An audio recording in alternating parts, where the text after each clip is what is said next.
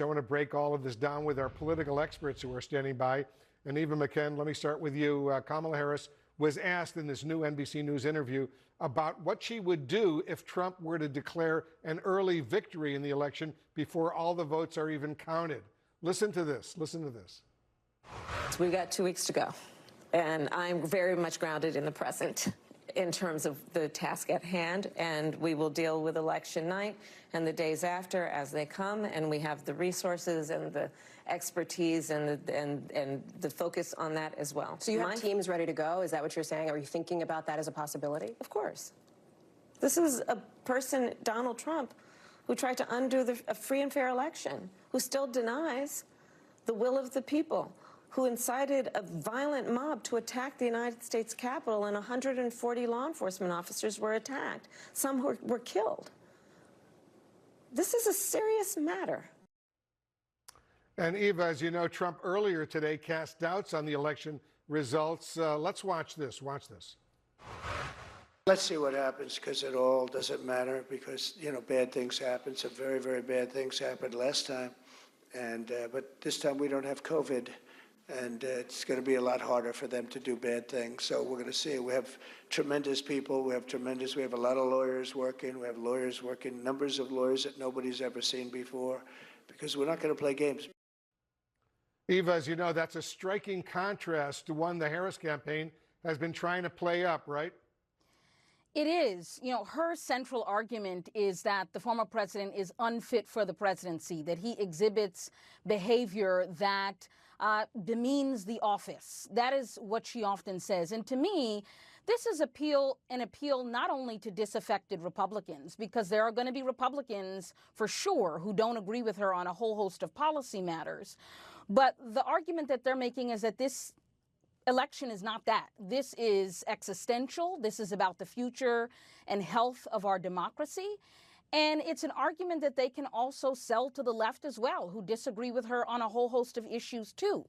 But, you know, when the former president makes these types of comments, it gives the vice president more fuel to really make this broader argument that she wants to make.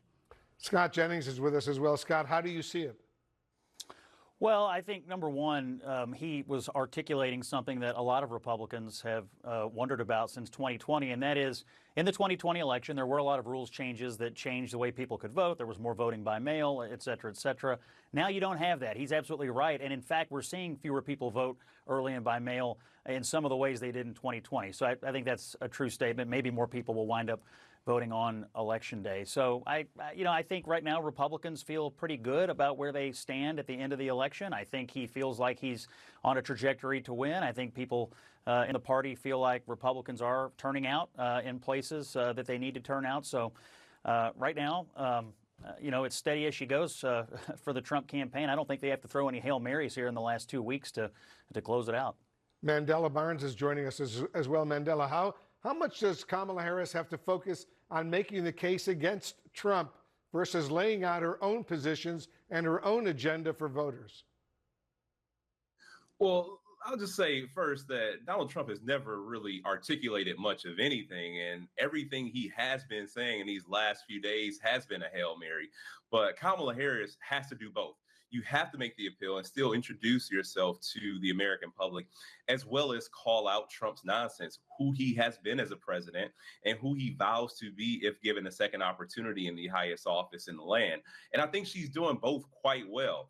She's showing up everywhere, doing as much as I've ever seen in any presidential campaign. Is really quite stellar. But for her to be able to win over states like Wisconsin, Pennsylvania, and Michigan, she is going to have to do both at the same time, which feels impossible, but she's done a pretty good job of it so far. Eva, as you know, Harris was also asked about whether she would pardon Trump if he were convicted for more crimes. I want you to listen to this. I'm not going to get into those hypotheticals. I'm focused on the next 14 days. But do you believe, is there any part of you that subscribes to the argument that has been made in the past, that a pardon could help bring America together, could help unify the country and move on? Let me tell you what's going to help us move on. I get elected president of the United States. So, Eva, how significant is that? I think I would expect that type of answer from her. If you listen to the vice president closely, she's very precise in her language.